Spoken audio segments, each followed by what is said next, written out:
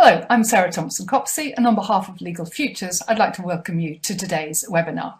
Exercising Tenant Break Options Effectively.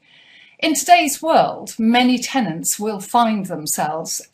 subject to a lease that they no longer want, because the market has perhaps changed, particularly in light of the pandemic, but also in connection with retail. The rise of internet shopping means that many shops no longer want the space that they originally took, and therefore may wish to minimise their outgoings by breaking the lease. But whether you're talking about shops, where we know that there is a huge problem, or offices where increasingly people are working from home and therefore there's the need for less space in offices, or indeed in many industrial units where perhaps that need for that unit has now decreased, tenants may well want to bring the lease to an end. Not least because even if they do still need the space, they may be able to get that space elsewhere at a lesser rent. Because prior to 2020, leases were at a high level in terms of rent, and I would guess that in today's world it may be possible in certain sectors, not all, warehousing and logistics would obviously be clear exceptions to that, but in many sectors it may be able to be possible to take the same lease or lease for the same space in the same sort of area,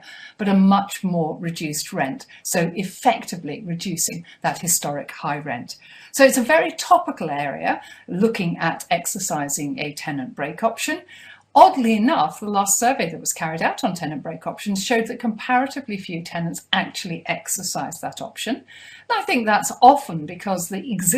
pure existence of an option to break a lease gives the tenant some power to be able to renegotiate the terms of the lease with the landlord.